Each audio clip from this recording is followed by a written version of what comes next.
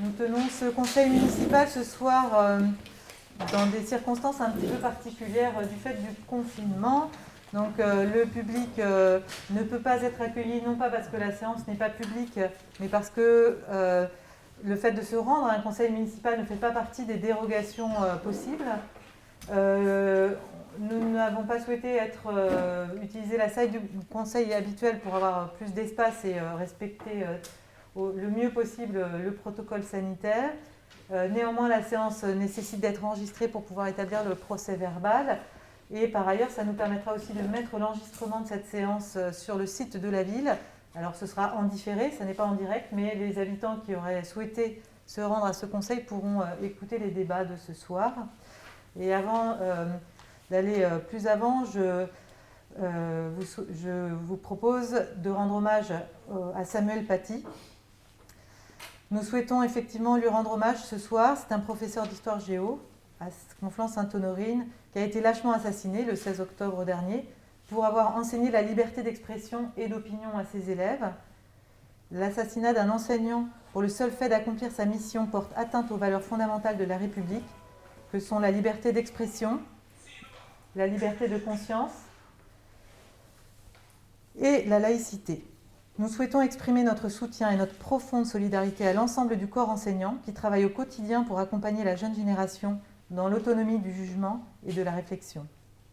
Je vous invite donc, mes chers collègues, à une minute de silence à la mémoire de Samuel Paty.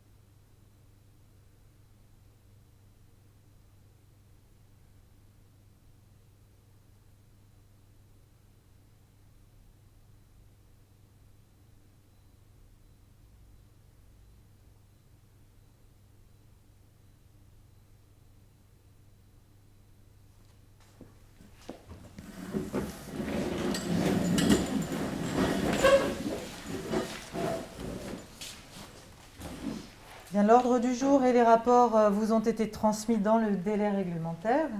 Et ce soir, nous avons 12 rapports à étudier. Ce sont de petits rapports. En fait, les sujets de ce soir sont assez restreints. Ce sont des rapports assez techniques, vous avez dû vous en apercevoir. Et par ailleurs, il n'y a pas de sujet d'ordre général en introduction de ce conseil, qui est un peu un conseil technique, on va dire, pour que les services puissent avancer dans leur travail. Et nous garderons le sujet d'ordre général pour le prochain conseil qui aura lieu au mois de décembre.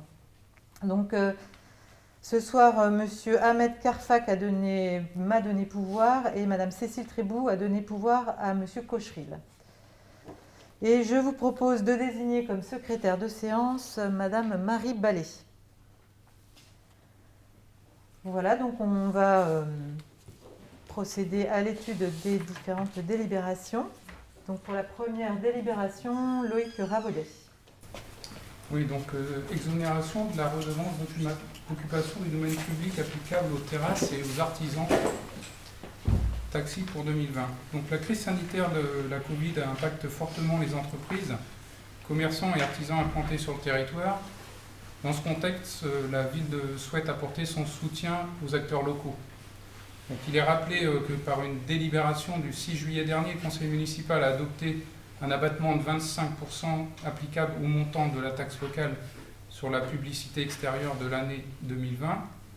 En complément de cette mesure, il est proposé d'exonérer pour l'année 2020 les redevables de la redevance d'occupation du domaine public applicable aux terrasses mobiles de plein air, aux chevalets, aux oriflammes, ainsi que celle applicable aux artisans taxis. Donc au vu de ces éléments, je vous invite, mes chers collègues, à exonérer pour l'année 2020 les redevables de la redevance d'occupation du domaine public applicable aux terrasses mobiles de plein air, aux chevalets, aux oriflammes, ainsi que celles applicables aux artisans taxis. Merci Loïc. Donc c'est une délibération importante, en tout cas pas forcément dans le montant qui est concerné, puisque nous ne sommes pas, enfin, ça ne correspond pas à des montants très importants pour la ville, c'est quelques milliers d'euros. En revanche, c'est une façon aussi de montrer le soutien que l'on apporte aux petits commerçants, notamment aux restaurateurs qui utilisent les terrasses. Ils sont peu nombreux à Saint-Jacques, mais il y en a quelques-uns. Et l'idée, c'est donc d'exonérer pour la totalité de l'année, puisque la situation sanitaire perdure et que les impacts, évidemment, pour tous ces professionnels sont très importants. Est-ce que sur cette délibération, vous avez des questions ou des demandes de précision? Des remarques? Est-ce que tout le monde prend part au vote? Y a-t-il des abstentions, des oppositions? Je vous remercie. Le rapport numéro 2, Loïc, toujours. Donc, remise gracieuse pour des frais de mise en fourrière d'un véhicule. Donc, la ville a été saisie par courrier du 9 septembre 2020 d'une demande de remise gracieuse pour des frais de fourrière se chiffrant à 161,20 €. Le 14 mai 2020, une voiture a été stationnée correctement à l'allée de la Morinay. Elle a été accrochée et traînée sur la chaussée par un véhicule, probablement un poids lourd. Donc la Clio s'est donc retrouvée en partie sur la chaussée et en partie sur le trottoir, devenant ainsi gênante et dangereuse pour les usagers. Donc la police municipale a tenté de contacter le propriétaire de cette voiture sans succès. Et ce service a donc été contraint de retirer le véhicule et de mettre la voiture en fourrière. Donc, compte tenu des circonstances particulières de cette mise en fourrière, il est proposé d'accorder à la propriétaire du véhicule une remise gracieuse pour ses frais de fourrière, de garde et d'expertise. Au vu de ces éléments, je vous invite donc, mes chers collègues, à accorder une remise gracieuse pour les frais de mise en fourrière, de garde et d'expertise relative au titre numéro 338 de l'exercice 2020, se chiffrant à 161,20 €. Et de dire que cette somme sera imputée au budget principal de la ville de l'exercice 2020 au compte 6718. Merci Loïc. Est-ce que sur cette délibération, vous avez des questions, des remarques? Est-ce que tout le monde prend part au vote? Y a-t-il des oppositions, des abstentions? Je vous remercie. Les créances éteintes, Loïc. Oui, donc monsieur le comptable du Centre de finances publiques de Charles-de-Bretagne a dressé le 15 septembre 2020 un état de créance éteinte pour le budget principal de la commune. Donc cette créance d'un montant de 442,62 € et correspond à une facturation de services périscolaires. Cet état concerne la dette d'un seul débiteur. Suite à une décision de rétablissement personnel prononcée par la commission de surendettement, les dettes de ce débiteur sont effacées. Donc le comptable public n'est donc plus en mesure de procéder au recouvrement de la créance concernée. Au vu de ces éléments, je vous invite donc, mes chers collègues, à constater l'extinction de la créance arrêtée à la somme de 442,62 €, figurant sur l'état dressé par le comptable public le 15 septembre dernier, et de dire que les dépenses correspondantes seront inscrites au compte 6542 du budget principal de la ville pour 2020. Merci. Donc, délibération assez traditionnelle, les créances éteintes qui reviennent régulièrement lorsqu'on sait qu'on ne va pas pouvoir recouvrer les montants. Est-ce que vous avez des questions, des remarques, des demandes de précision? Tout le monde prend part au vote. Y a-t-il des oppositions, des abstentions? Je vous remercie. Le rapport numéro 4. Donc, concernant une libération de la retenue de garantie pour le marché numéro 1254 conclu avec la société Robe Lannion Miroiterie.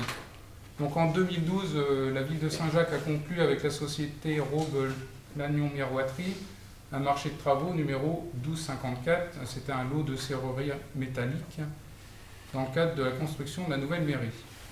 Au titre de ce marché, une retenue de garantie a été constituée pour un montant de 267,34 €. Une retenue de garantie a pour objet de couvrir les éventuelles réserves à réception des travaux ainsi que celles formulées pendant le délai de garantie, à savoir 1 an à compter de la date de réception. Elle est remboursée au titulaire du lot 1 mois après l'expiration du délai de garantie. Pour permettre ce remboursement, la ville doit produire les pièces du solde du marché dont le décompte général définitif. Pour le marché 1254, le projet de décompte général définitif n'a pas été accepté par l'entreprise Robe Lannion Miroiterie, qui a en effet contesté devant le juge administratif les pénalités de retard appliquées par la ville. Dans ce contexte, seule une délibération du conseil municipal peut autoriser la libération de la dite retenue garantie. Donc au vu de ces éléments, je vous invite, chers collègues, à accepter la libération de la retenue de garantie d'un montant de 267,34 € relative au marché numéro 1254, dont le titulaire est l'entreprise Roblagnon Miroiterie. Merci Loïc. Donc là aussi une délibération assez technique sur, au sujet d'une entreprise qui a été intervenue pour construire la mairie. Donc c'est un vieux dossier et qui, du fait du contentieux qui nous oppose à cette société, fait qu'on est obligé de délibérer pour libérer cette garantie de 267 €. C'est assez technique en l'occurrence, puisque d'habitude la garantie est libérée au moment du décompte général définitif qui n'a pas été accepté donc, par cette entreprise. Est-ce que vous avez des questions ou des remarques? Tout le monde prend part au vote. Y a-t-il des abstentions, des oppositions? Unanimité, je vous remercie. Rapport numéro 5, Loïc Ravaudet. Donc une annulation de titre de recette 870 de 2019 au budget principal de la ville. Donc le 9 décembre 2019 a été émis un titre de recette d'un montant de 1 900 € concernant les droits d'une taxe locale pour la publicité extérieure. Ce titre porte la référence 870 de 2019. Or, l'entreprise redevable de cette taxe a fait l'objet d'une procédure de sauvegarde dont le jugement d'ouverture a été publié le 7 août 2019. Le titre de recette a donc été émis en dehors des délais légaux, à savoir 2 mois après la date de cette publication. Le mandataire judiciaire intervenant dans le cadre de cette procédure a rejeté pour forclusion cette créance. Il convient donc d'annuler le titre de recette 870 de 2019. Au vu de ces éléments, je vous invite, mes chers collègues, à décider d'annuler le titre de recette 870 de 2019 d'un montant de 1 900 € et de dire que la dépense correspondante sera inscrite au compte 673 du budget principal de la ville 2020. Merci Loïc. Donc là, il s'agit effectivement de la taxe locale pour la publicité extérieure, mais ça n'a rien à voir avec la délibération que nous avions prise dans ce même conseil d'alléger cette taxe pour compenser en fait les 2 mois du confinement. Et là, il s'agit d'un autre dossier. C'est simplement une entreprise qui a fait faillite et qui donc n'est pas en mesure de payer cette taxe. Est-ce qu'il y a des questions, des remarques? Est-ce que tout le monde prend part au vote? Y a-t-il des abstentions, des oppositions? Je vous remercie. Numéro 6, Loïc, toujours. C'est ton conseil ce soir, Loïc. Donc ça concerne l'attribution des marchés d'assurance pour le groupement de commandes Ville, CCAS et Caisse des écoles de Saint-Jacques-de-la-Lande. Donc les contrats d'assurance souscrits par la Ville et les CCAS et la Caisse des écoles à compter du 1er janvier 2016 arrivent à échéance le 31 décembre 2020. Il a été décidé de procéder à leur renouvellement en lançant une nouvelle consultation. Compte tenu de la complexité du droit des assurances, la Ville a confié à la société Riscominum une mission d'assistance d'ouvrage. Donc, dans un objectif d'économie et de mutualisation des moyens, il a été décidé de constituer un groupement de commandes associant la Ville, le CCAS et la Caisse des écoles. Par délibération numéro 2020-11 du 27 janvier, le conseil municipal a entériné la convention constitutive de ce groupement et a autorisé M. le maire à le signer. Donc, par cette convention, la ville de Saint-Jacques-de-la-Lande a été désignée coordonnateur du groupement de commandes et à ce titre, elle a été chargée d'organiser l'ensemble des opérations de la publicité jusqu'à l'attribution des marchés. Donc il y a eu un marché qui a été constitué avec 5 lots. Donc un premier lot concernant les assurances sur les dommages aux biens, donc l'assurance de tous nos bâtiments à Saint-Jacques-de-la-Lande, de tout notre patrimoine. Le lot numéro 2 concernant l'assurance sur la flotte automobile et les automissions. Un lot numéro 3 concernant la responsabilité civile. Un lot numéro 4 concernant la protection juridique et fonctionnelle. Et un lot numéro 5 concernant les assurances sur les risques statutaires. Les risques statutaires correspondent aux assurances prises en charge pour les maladies graves des employés de la ville de Saint-Jacques et de la Caisse des écoles et du CCAS. Donc 15 sociétés ou groupements de sociétés ont fait parvenir une offre au plus tard le 28 août 2020. Les marchés donc ce nouveau marché est conclu pour la période allant du 1er janvier 2021 au 31 décembre 2025, soit 5 ans. Une commission d'appel d'offres s'est réunie le 9 octobre 2020 et a procédé au choix des offres économiquement les plus avantageuses au vu des critères d'attribution définis dans le règlement de constitution pour les 5 lots.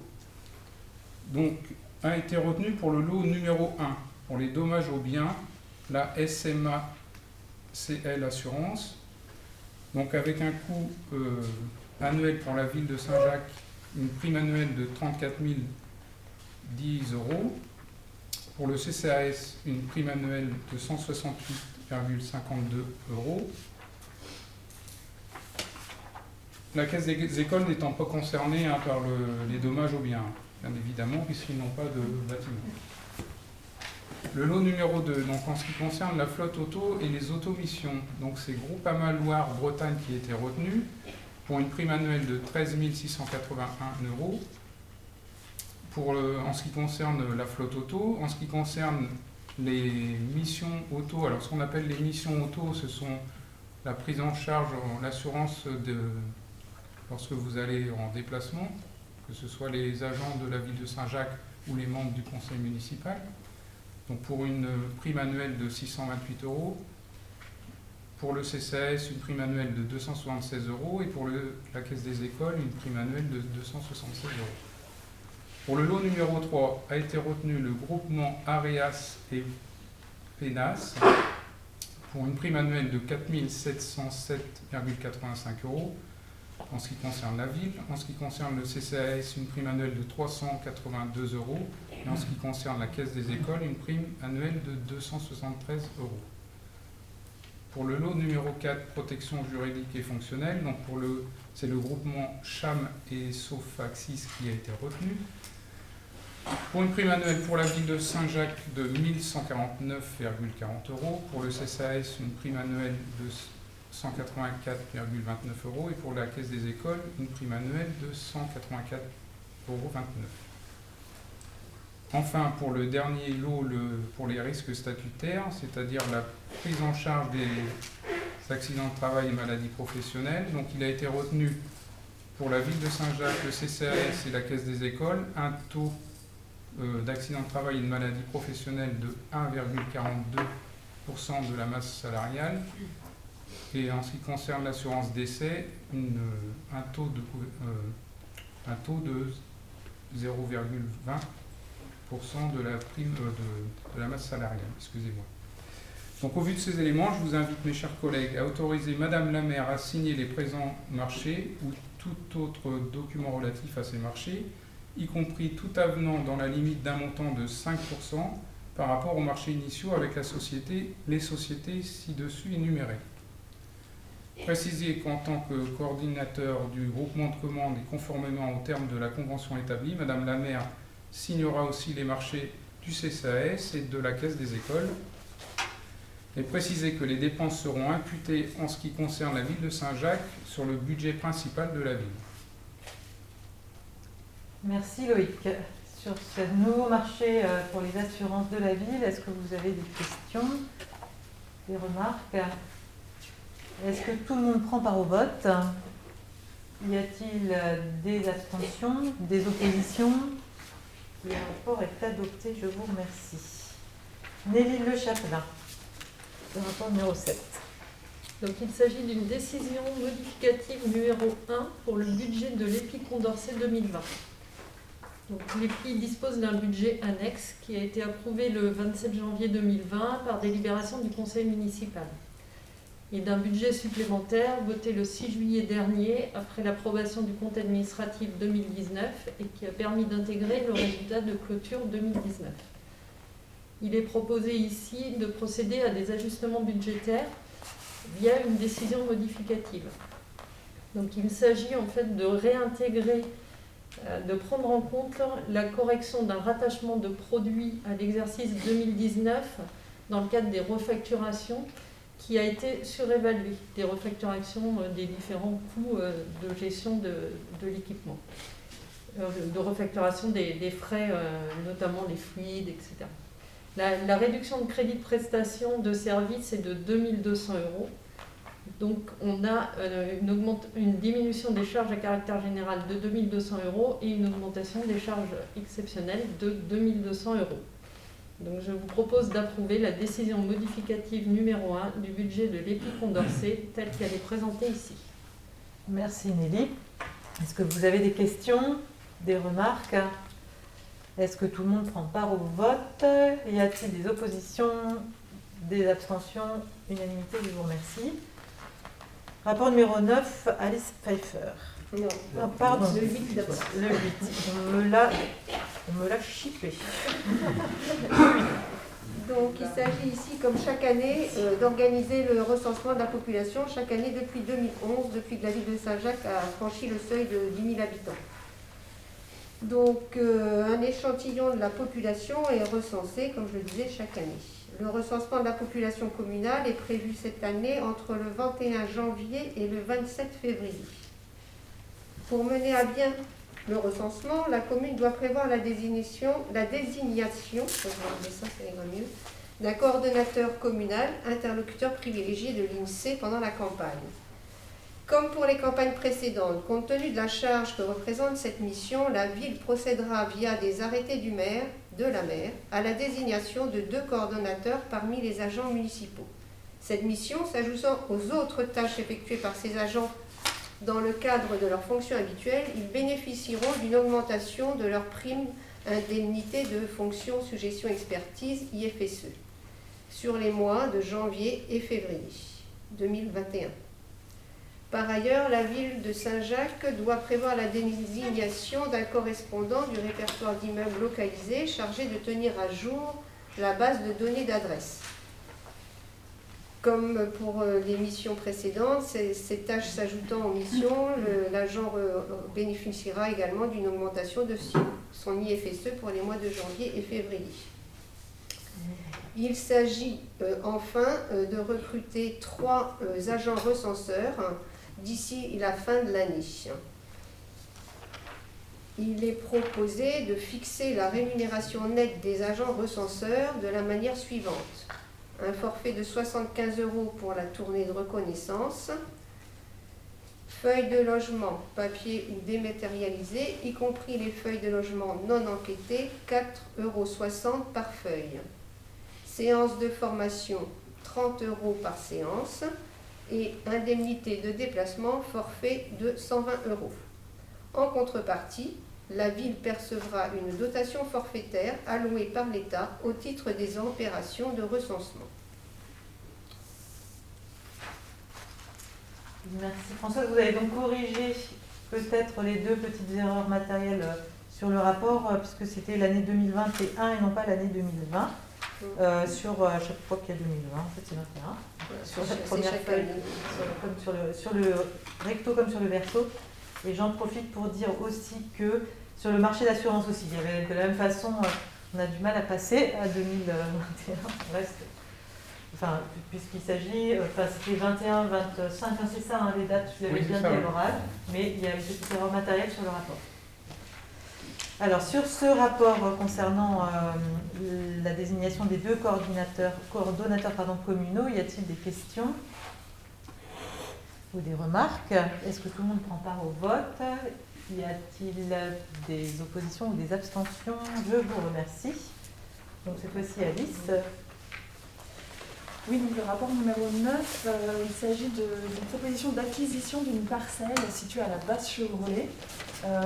Donc depuis plusieurs années, la ville de Saint-Jacques mène une politique d'acquisition de parcelles sur ce secteur-là afin de réimplanter des jardins familiaux et de procéder à un aménagement paysager d'ensemble et de protéger la dimension naturel et l'espace de loisirs naturels dans ce secteur-là. Donc dans ce cadre, nous avons eu vent d'une vente d'une parcelle et nous souhaiterions l'acquérir au prix de 10 000 €, 614 mètres carrés, ainsi qu'une petite remise de 20 mètres carrés datant de 2012, et nous vous proposons donc de décider de l'acquisition de cette parcelle. Merci Alice. Est-ce qu'il y a des questions, des remarques? Tout le monde prend part au vote. Abstention, opposition, unanimité, je vous remercie. Philippe Cochery, le numéro 10. Donc c'est une délibération qui a trait à la construction à la reconstruction de l'école Eugène Potier, dans le périmètre de laquelle se trouvent 2 logements situés au 32 et 34 boulevard Eugène Potier, qui sont partie prenante du périmètre groupe scolaire.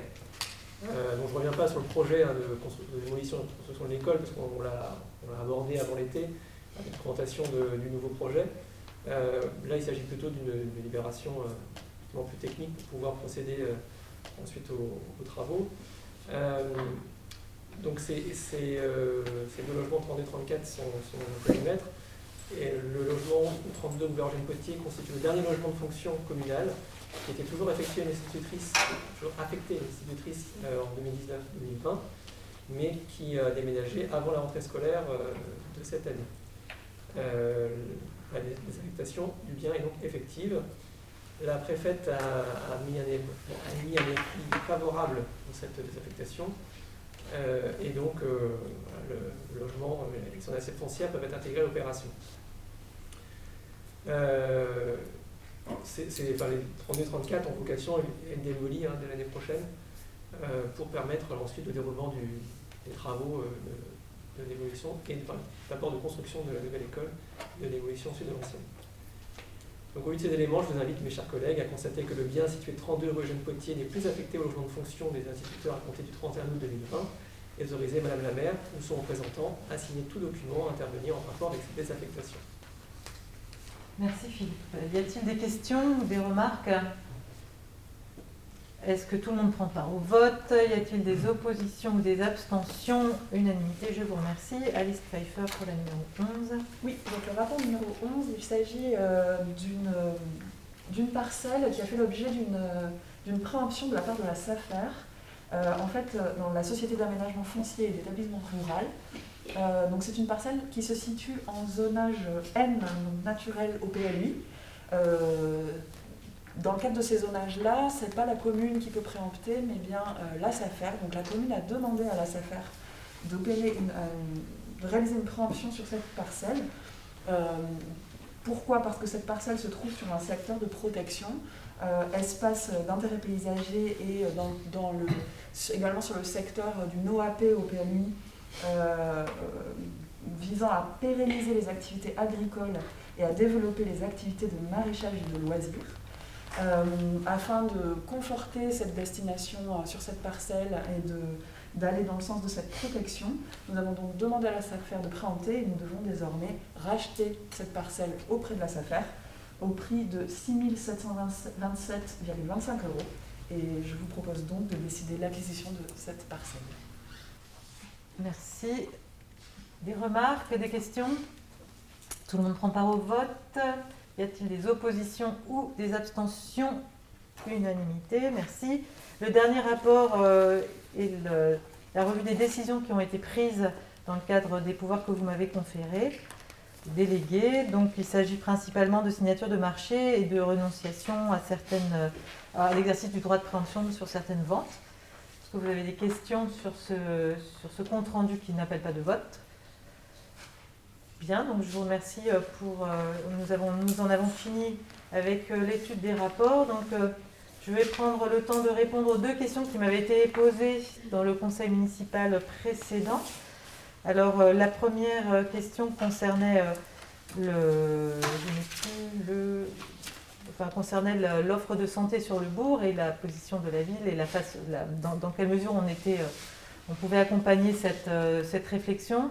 Donc vous avez sans doute pris connaissance dans Ouest France, c'était avant-hier, de l'entretien que j'ai eu avec le club citoyen qui s'est saisi de cette question sur le bourg, et cet article retrace dans les grandes lignes la position de la ville, c'est-à-dire que nous sommes en accompagnement de cette réflexion citoyenne, et que nous sommes aussi en soutien en tant que relais institutionnel.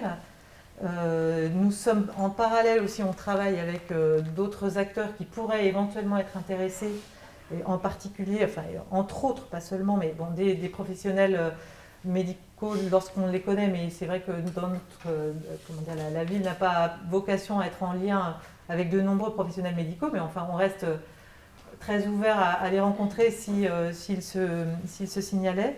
Et puis avec d'autres partenaires aussi, éventuellement même des partenaires immobiliers. Mais ce que je tiens à préciser ce soir, c'est que aujourd'hui nous sommes en capacité d'accompagner, d'être facilitateurs, mais en revanche que nous ne sommes pas en capacité de porter financièrement un investissement si investissement il devait avoir lieu. Donc s'il devait y avoir un investissement, il serait de l'ordre de l'initiative privée. Et la ville aujourd'hui, dans notre prospective budgétaire, ne peut pas soutenir un tel investissement pour notre propre compte. Et donc voilà où on en est. Mais je vous invite, si vous n'avez pas été destinataire du compte rendu de la rencontre qu'a fait le Club citoyen, mais je pense que vous avez dû l'être, parce que je sais qu'elle a été envoyée, ce compte rendu a été envoyé à tous ceux qui ont participé à la réunion publique qui avait été organisée. Et donc j'invite ceux qui le souhaitent à prendre connaissance de ce compte rendu qui relate, selon le Club citoyen, mais qui relate les échanges qui ont eu lieu concernant donc, cette question effectivement importante pour les habitants de l'aéroport, mais je le dis aussi, importante pour les habitants de Saint-Jacques d'une façon générale et de la métropole encore plus généralement, puisque la question de l'offre médicale de premier recours est une question l'offre est tendue un peu partout. Donc aujourd'hui, les professionnels de santé semblent ne pas être suffisamment nombreux pour répondre à la demande d'une population à la fois en croissance forte sur la métropole et aussi vieillissante et donc en demande de soins plus importants. Et ça, on le constate et on le déplore, mais on n'a pas effectivement la compétence, en tout cas on n'a pas toutes les compétences, on peut simplement être facilitateur en la matière. Voilà pour cette question. La deuxième question, on va répondre et puis éventuellement après, Monsieur Schoch, je vous donnerai la parole. La deuxième question concernait l'offre de bus sur la commune et les possibles modifications de cette offre. Donc là, je vais laisser Philippe Cocheril, adjoint aux mobilités, répondre, entre autres aux mobilités, pas que à ça. Donc, effectivement, suite à la question que vous aviez posée la dernière fois au dernier conseil municipal, et notamment sur la nouvelle offre de service à partir de la mise en service du métro, en fait, donc à partir de juin 2021, les modifications apportées sur les lignes 13 et 57 nous avaient déjà alerté. On avait effectivement déjà eu le dossier et les propositions qui avaient été faites par Rennes Métropole sur ces aménagements. Et en l'occurrence, on a effectivement noté, comme vous l'avez fait, deux soucis, de sujets particuliers. Sur la 13, le fait que les arrêts Vautray, Rossel notamment ne soient plus desservis et qu'il doit se reporter sur l'axe Jules Vallès, et que sur le même suite de cette ligne-là, on a également les arrêts Rabelais, Allende et Croix-Verte qui ne sont pas non plus desservis, puisqu'on la ligne 13 va desservir le métro désormais. Et donc la station Saint-Jacques-Guettet. Donc effectivement, c'est des points qui nous alertent aussi, puisqu'en fait il y a un certain nombre d'équipements publics qui ne seront plus desservis directement par la ligne 13, ce qui pose un souci, même s'il y a d'autres avantages par ailleurs, parce qu'on desserve directement le métro aussi. C'est un compromis à trouver. Donc ça c'est le premier point sur la 13, sur lequel on est mobilisé. La deuxième ligne concernée, c'est la 57, effectivement, qui ne dessert plus, qui se transforme en C7 et qui vient directement de Bru pour aller vers Rennes, sans passer par le quartier de l'aéroport. Ce qui pose aussi un souci, notamment dans le fait, je crois que Monsieur Schoch, vous aviez parlé de ça notamment, que les habitants de l'aéroport ne pouvaient pas aller facilement, du coup, c'était vers Bru, dans l'autre sens, et les habitants de Bru ne pouvaient pas forcément s'arrêter à l'aéroport, puisqu'il n'y a plus d'arrêt du tout, en fait, de 57, du C7. Ça oblige à faire une correspondance, en fait, à retourner vers Rennes, reprendre le C6 et revenir, c'est un peu plus compliqué. Donc ce point-là nous mobilise également, parce que là, pour le coup, il y a des avantages en termes de fréquence, de desserte, etc., globalement, mais il y a ce point-là notamment qui est négatif, donc on l'a également relevé. Sur ces deux sujets-là, 13 et C7, on a interrogé la Rennes Métropole qui saisit ces questions-là, et on doit rééchanger avec eux. En tout cas, c'est en cours d'instruction en ce moment. On espère avoir effectivement des éléments prochainement. Pour l'instant, là, c'est dans leurs mains. Ils ont bien noté nos réserves et on aura l'occasion d'en discuter dans les semaines qui viennent. Sachant que, comme tu l'as dit, Philippe, ces réserves avaient déjà été notées par Daniel Salmon dans le mandat précédent, étaient remontées auprès de Rennes Métropole. Et c'est vrai que le réaménagement de l'ensemble des lignes, c'est toujours quelque chose d'extrêmement compliqué.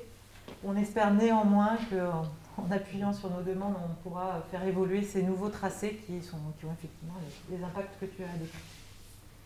Voilà pour les deux réponses. Donc, est-ce que vous voulez prendre la parole? Oui, alors merci beaucoup pour votre réponse et le fait d'avoir respecté, d'y avoir répondu. J'avais justement prévu de poser des questions et je vous remercie également pour l'article. Alors j'ai vu qu'il y avait un groupe d'élus qui travaillait sur le sujet et je voulais savoir qui étaient les élus qui s'occupaient de l'offre médicale sur Saint-Jacques. Et bien sûr, forcément, je vais rebondir sur le problème du bourg.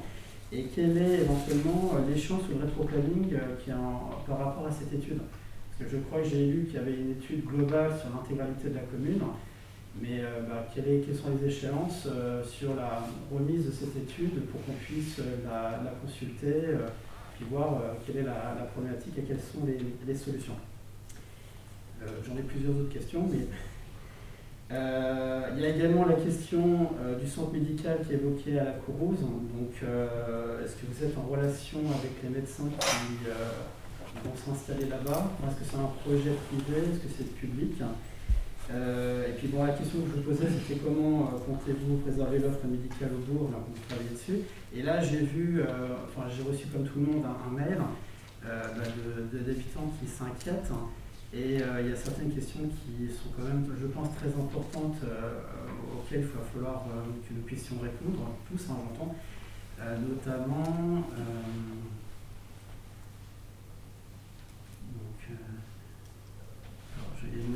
la question de la Courrouze. On pose la question, forcément ils s'interrogent s'ils devront aller voir le médecin à la Courrouze ou pas.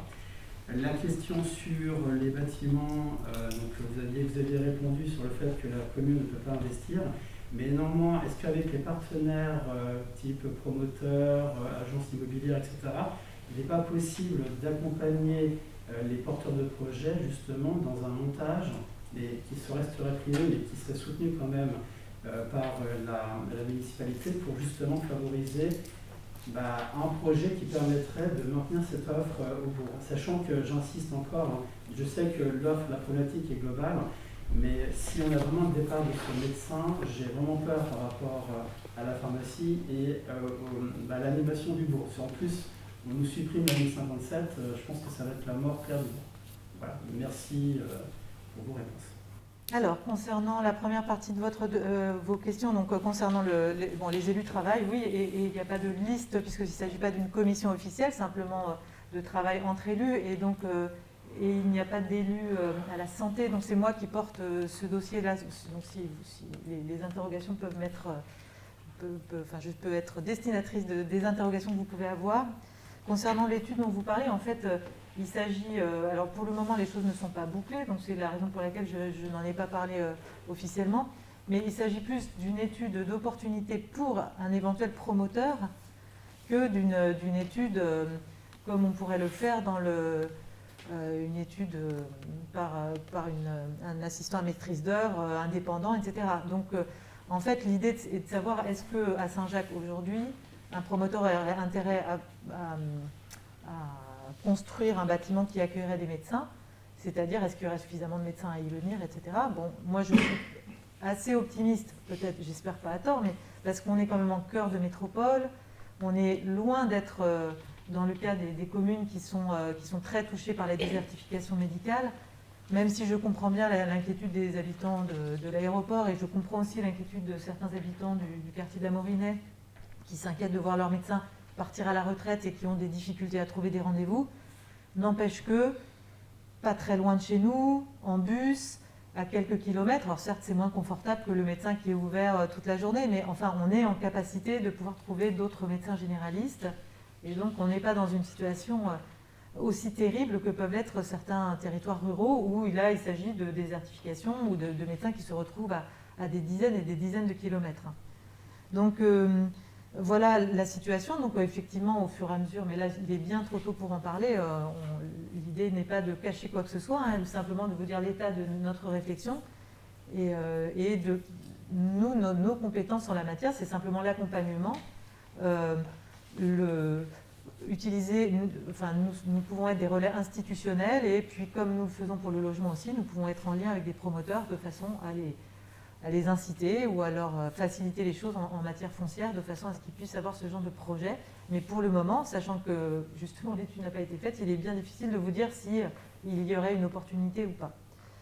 Concernant le centre médical à la Courrouze, c'est un centre médical, donc ce sont des... Alors, je crois que le statut, le label, c'est une care santé, hein, c'est-à-dire que c'est un label ARS, mais je ne suis pas assez spécialiste de la question pour vous préciser exactement le statut des médecins qui vont s'y installer. En tout cas, c'est le promoteur qui s'est occupé d'installer cette maison médicale s'est occupé aussi de trouver les médecins qui viendront s'installer. Je crois qu'au total, il y a une dizaine de praticiens qui viendront s'y installer. Et bien sûr que c'est beaucoup mieux quand on habite au bourg d'avoir un médecin juste à côté, mais en même temps, je pense que cette offre médicale, elle pourrait être la bienvenue pour l'ensemble des habitants de la commune, même si elle est située à Rennes, hein, à la Courrouze côté Rennes. C'est pour ça que je n'ai pas suivi le dossier de façon très précise. Et quant à votre inquiétude sur la pharmacie, je pense qu'il faut la tempérer par le fait que de toute façon, les pharmacies ne peuvent pas s'installer où elles le souhaitent et que ça demande une autorisation. Et donc encore faudra-t-il que la demande soit faite et acceptée, que la pharmacie parte. Et bon, il est vrai aussi que parfois on va chez le médecin et directement en sortant on va à la pharmacie, mais il est vrai aussi qu'on va à la pharmacie parfois près de chez soi. Et effectivement, le maintien de la pharmacie dans le quartier de l'aéroport est un point important, mais qui n'est pas forcément si lié que ça à l'existence d'un médecin juste à côté. Même si je comprends les inquiétudes là aussi du pharmacien et des habitants. Et je partage en tout cas votre sentiment selon lequel l'existence de cette pharmacie est importante pour l'activité commerciale de la place du Vallès. Voilà ce que je peux vous répondre. Puis, dernière question, est-ce qu'il y a aussi une annonce qui a été faite, elle est publiée cette annonce? Alors actuellement l'annonce n'est pas publiée, l'annonce en fait a été en quelque sorte publiée par Ouest France, puisque le fait est que la publication de l'article a valu publicité en quelque sorte à cette recherche, mais pour le moment non, il n'y a pas d'annonce publiée. Je n'ai pas terminé on n'a pas terminé la recherche concernant les sites, sachant que la plupart du temps, lorsque les villes annoncent qu'elles recherchent des médecins, c'est qu'elles salarient des médecins et qu'elles ont des locaux, ou alors qu'elles salarient des médecins dans des maisons médicales, ou alors qu'elles ont des locaux qu'elles mettent à disposition ou qu'elles louent à des médecins, ce qui n'est pas notre cas. Donc il faudrait qu'on trouve, nous on est tout à fait d'accord pour porter à connaissance cette question-là et utiliser notre qualité de ville pour pouvoir le porter à connaissance, mais il faut que ça ait du sens. Il ne faut pas qu'il y ait d'ambiguïté dans cette annonce. Donc pour le moment, elle n'a pas été publiée. Merci beaucoup. Dernière question, là, c'est sur la ligne 57. Nous sommes bien d'accord que la ligne 57, enfin la C7, va être active dès lors que le métro sera actif. Le métro est actif officiellement quand? J'ai entendu parler de décembre, mais est-ce qu'il y a eu un décalage? Et là, pour le coup, on a pris beaucoup de temps pour trouver une solution. Alors, c'est pas décembre, ça c'est sûr. Ce qui a été même officialisé, enfin, que j'ai vu dans le journal, en tout cas, c'est mois de juin 2021. Ouais, enfin, je ne suis pas sûre que la date soit complètement calée, mais en tout cas, il y a un retard. Et pour le moment, il n'y a pas eu de date officielle. C'est au moins c'est le début de l'été, en espérant qu'on tiendra ou la toute fin du printemps. Voilà. Ouais. Merci beaucoup. Est-ce qu'il y a d'autres questions avant de clore cette séance du conseil municipal? Merci. Donc une annonce à vous faire en dehors de la séance, une annonce concernant le débat, la conférence débat que nous organisons sur la 5G. Donc je vais laisser Philippe faire cette annonce. Vous avez tous dans votre pochette le flyer qui correspond. Vous avez le flyer effectivement concernant la 5G, qu'est-ce que c'est? C'est une conférence qui aura lieu pas plus tard que dans 2 jours, donc c'est mercredi soir à 20h. On compte évidemment sur votre présence. Alors soit en direct à 20h, ce soir-là, ou alors en différé, puisqu'elle sera rediffusée ensuite, notamment sur YouTube et Facebook. Donc c'est possible de la regarder a posteriori.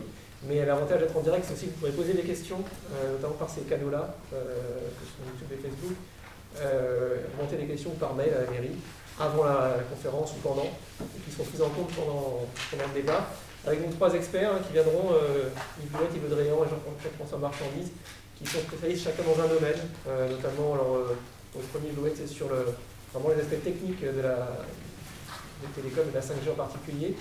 Yves Le Drian qui est spécialisé sur les effets, sur les effets sanitaires et sur l'environnement des ondes. Et Jacques-François Marchandise qui a un regard plus sur les usages et sur la société en général, le numérique en particulier.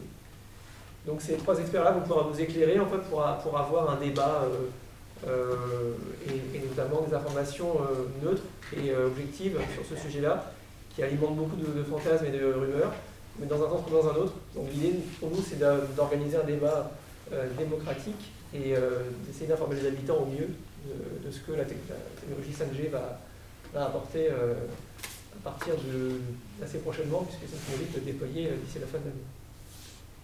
Donc on se saisit de ce sujet-là pour en faire un objet de débat démocratique. Évidemment, si on n'avait pas été dans la situation sanitaire dans laquelle nous sommes, on aurait souhaité une conférence publique, mais ça n'est pas possible, d'où cette proposition de le faire en ligne, en récoltant les questions des habitants, de tous ceux qu'ils souhaitent sur le site de la ville en amont, voire pendant les débats et pendant la conférence pour ceux qui seraient connectés en direct. S'il n'y a pas de questions ou de remarques, je vous souhaite une bonne soirée. Merci.